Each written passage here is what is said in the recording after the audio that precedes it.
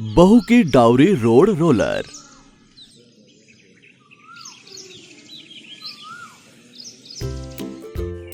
ये कहानी है पंचपेड़ी में रहने वाले मुकेश की। वो बहुत अच्छे घर का लड़का था। वो बहुत पढ़ा लिखा था। इसके बावजूद भी मुकेश की शादी नहीं हो पा रही थी। लड़की देखते देखते मुकेश की उम्र दिन ब दिन गुजरती जा रही थी और इस तरह से वो 35 साल का हो गया था।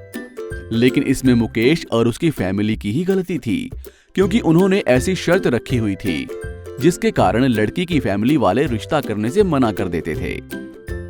मुकेश को दहेज में एक बड़ी वाली गाड़ी चाहिए थी। अगर कोई गाड़ी देना मंजूर करेगा तभी तो शादी करेंगे या नहीं करेंगे।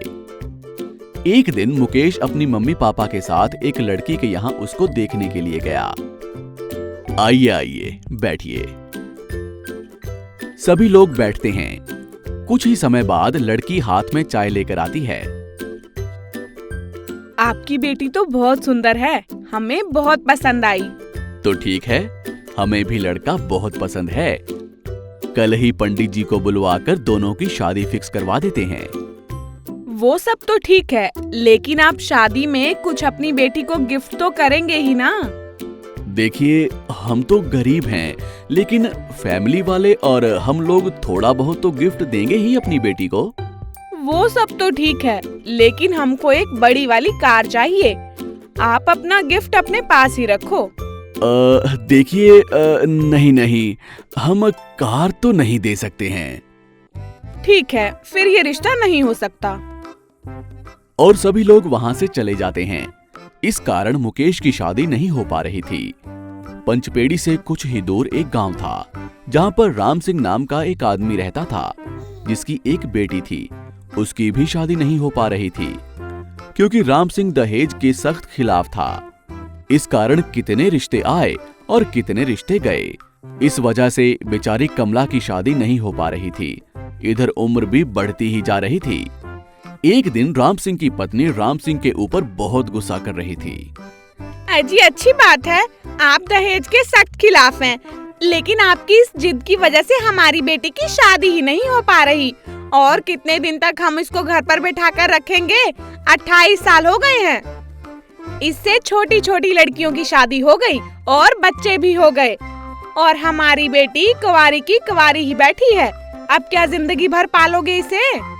दहेज मेरे आदर्शों के खिलाफ है। हाँ पापा, अब तो मेरी शादी कर ही दो। सारी सहेलियों की शादी हो चुकी है, सब की सब मुझे ताने मारती हैं। लो, अब तो तुम्हारी बेटी भी शादी के लिए बोल रही है। अब तो कर दो। वैसे भी इतने पैसे क्या छाती में लेकर जाओगे? दहेज तो लोग सदियों से देते आ रहे हैं। ठीक है, अब कोई रिश्ता तो आने दो। कुछ दिन बाद मुकेश के पापा को कमला के बारे में पता चला। अजी सुनती हो, हमारे पड़ोस के गांव में एक बहुत सुंदर लड़की है और उसके मम्मी पापा भी बहुत अमीर हैं। उस लड़की की भी शादी नहीं हो पा रही है। चलो चलेगा एक बार उसको देखने के लिए? चलने को तो चले जाएंगे जी, लेकिन दहेज दें तब ना। हमें तो गाड़ी चाहिए। जाने में क्या है, एक बार जाकर देखते हैं। अगर कुछ नहीं हुआ तो कम से कम नाश्ता पानी करके तो आ जाएंगे। फिर मुकेश अपने मम्मी पापा के साथ कमला को देखने के लिए जाता है। आइए बैठिए। कमला चाय नाश्ता लेकर आती है।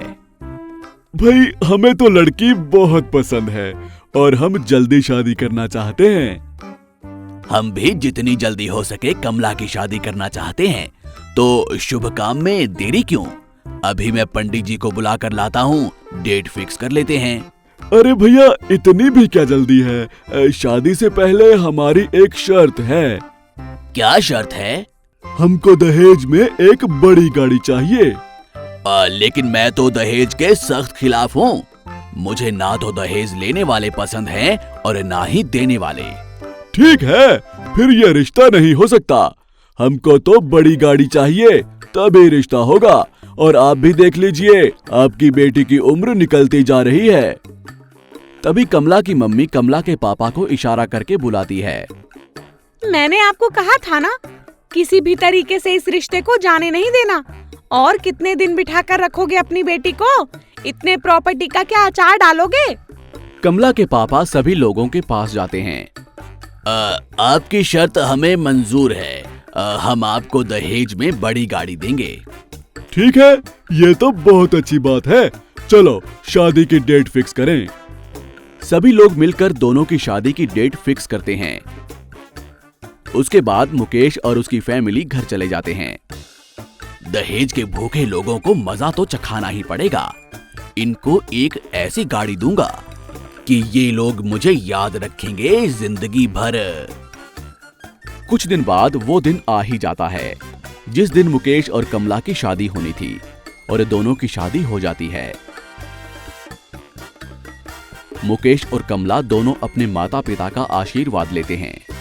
बेटा, शर्त के मुताबिक तुम्हारी बड़ी गाड़ी वो रही, सामने कपड़े से ढकी हुई है। मुकेश और उसके पापा ने देखा कि इतनी बड़ी कौन सी गाड़ी है जिसे कपड़े से ढका हुआ है। दोनों नजदीक जाकर कपड़े को खींचते हैं और देखते हैं कि वहां तो एक बड़ा सा रोड रोलर खड़ा है। सबके सब लोग इस गाड़ी को देखकर हैरान हो जाते हैं। अरे ये क्या समझे जी, हमने तो आपको बड़ी गाड़ी के लिए बोला था, आपने तो ये रोड रोलर ही दे दिया। इसका हम क्या करेंगे? समधी जी, आपने बोला था बड़ी गाड़ी, आपने किसी गाड़ी का नाम तो नहीं बोला था ना। इससे तो बड़ी गाड़ी मुझे मिली ही नहीं, तो यही लेकर आ गया। ये आपका दहेज है, आप चाहे तो लेकर जाओ या तो फिर छोड़ दो। मुकेश और उसके पापा एक दूसरे को देखते हैं। पापा, अब क्या करें? इसे लेकर जाना है कि नहीं? क्यों नहीं लेकर जाएंगे? पर पापा, हम लोगों में किसी को रोड रोलर चलाना तो आता ही नहीं है। इसको घर कैसे लेकर जाएंगे? हाँ, तो यह कौन सी बड़ी समस्या हो गई है? एक काम करता हूँ, मैं अपने दोस्त के हाथी को मंगाता हूँ और उसे बांधकर इसे घर ले जाएंगे। बाद में फिर देखते हैं इसका क्या करना है। उसके बाद मुकेश के पापा अपने दोस्त का हाथी मंगवाते हैं और रोड रोलर को बांध दिया जाता है, और हाथी रोड रोलर को खींचने के लिए तैयार था। उसके बाद मुकेश के पापा, मम्मी, मुकेश और उसकी पत्नी सभी लोग रोड रोलर में बैठ जाते हैं और महावत हाथी को हाँकने लगता है और बाकी बाराती पीछे पीछे चलने लगते हैं। कुछ ही दूरी में हाथी से रोड रोलर की रस्सी टूट जाती है। जैसे ही रस्सी टूटी, कमला तुरंत गाड़ी से कूद गई, लेकिन मुकेश और उसके मम्मी पापा गाड़ी के लालच में बैठे रहे। रोड रोलर पीछे चलने लगा। सारे लोग चिल्लाने लगे, बचाओ बचाओ, अरे बचाओ, अरे अरे कोई तो रोक लो, अरे अरे अरे कोई तो रोक लो। हे भगवान कोई बचा लो हमें, अरे कोई बचाओ, ये जा रहा है, बचाओ, इससे बचाओ। लगता है जी हमारा आखिरी दिन है। अब तो बस गए हम चले गए, बस गए हम। और रोड रोलर धीरे धीरे पीछे बढ़ता गया। सभी उसको रोकने की पूरी कोशिश करते रहे, लेकिन वो रुका नहीं और एक बड़े से पेड़ से टकरा गया और रोड रोलर में जोर से धमाका होता है। तीनों नीचे आकर गिरते हैं धड़ाम। तीनों को बहुत चोट आती है। कमला और उसके मम्मी पापा उनको देखने आते हैं। क्यों समधी जी, कैसी लगी बड़ी गाड़ी? मैंने रोड रोलर आपके घर पहुंचा दिया है। क्यों जले पे मिर्ची छिड़क रहे हो समधी जी? हम जान गए हैं कि दहेज लेना बहुत बड़ा पाप है। हमें माफ कर दीजिए और आप रोड रोलर को ले जाइए, हमें तो सिर्फ बहू चाहिए। मुकेश अपने माता पिता और पत्नी के साथ घर आता है।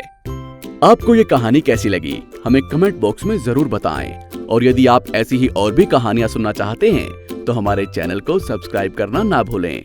शुक्रिया। Mini bike. एक गांव में मोनू नाम का एक लड़का रहता था। मोनू और उसका दोस्त पिंटू सिनेमा हॉल से कबीर सिंह मूवी देखकर आ रहे थे। यार, मैं आज ही अपने पापा से एक बाइक मांग लूंगा। मैं भी अपने पापा से बाइक मांगूंगा, लेकिन उम्मीद कम ही है। उन्होंने तो आज तक मुझे एक साइकिल भी नहीं दिलवाई है। मोनू और पिंटू अपने अपने घर चले जाते हैं। पापा, एक बाइक दिलवा दो ना, फिर आप जो कहोगे वो करूंगा। पूरी रात पढ़ाई करूंगा, लाइट चली जाएगी तो लालटेन जलाकर पढ़ाई करूंगा। लेकिन हमारे घर तो लालटेन है ही नहीं।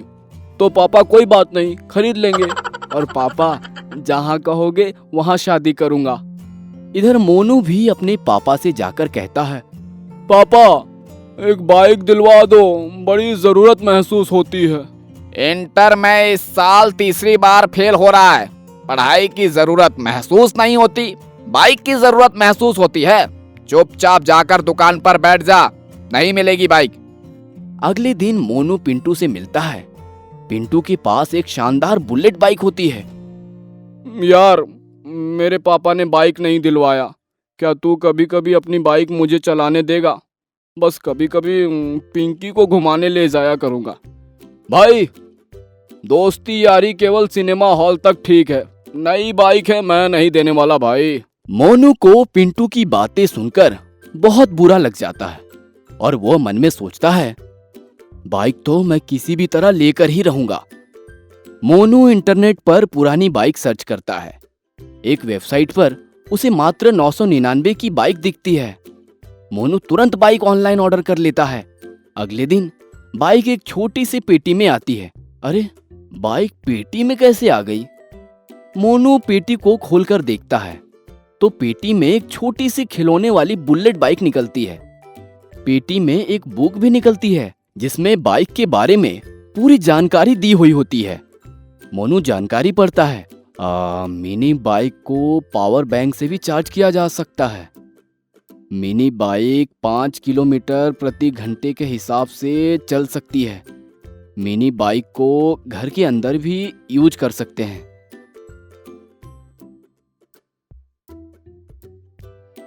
अब मोनू रात में टॉयलेट करने भी जाता तो अपनी बाइक से ही जाता।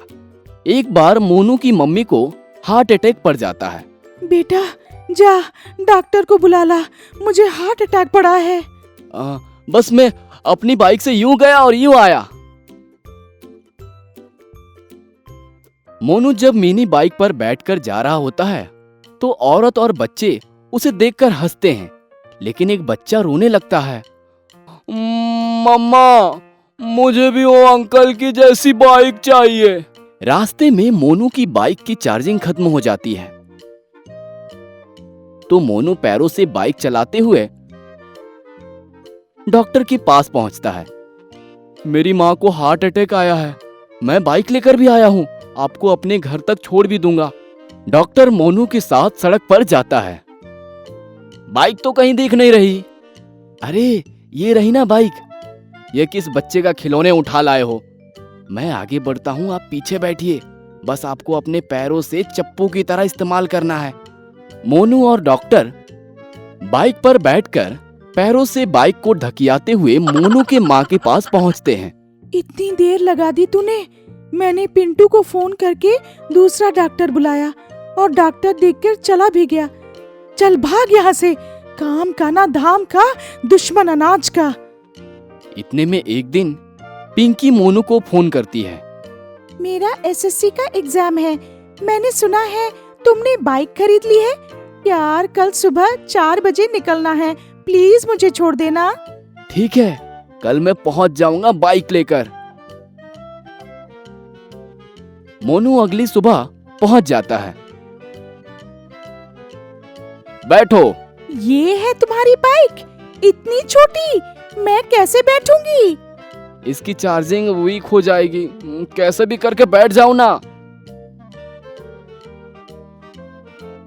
पिंकी बाइक पर बैठ जाती है।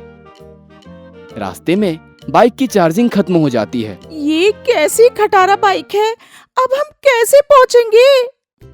एक काम करो, तुम बाइक पर बैठो और बैलेंस बनाना, मैं धक्का देता हूँ। पिंकी बाइक पर बैठकर बाइक का हैंडल संभालती और मोनू पीछे से धक्का देता है।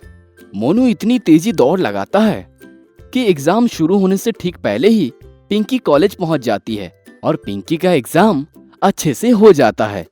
पिंकी की शादी मोनू से भी हो जाती है। पिंकी के पिता मोनू को एक असलियत की बाइक दहेज में दे देते हैं। दोस्तों, अगर आपको ये कहानी अच्छी लगी और आप आगे भी इस प्रकार की कहानियां देखना चाहते हैं तो हमारे इस चैनल को जरूर सब्सक्राइब करें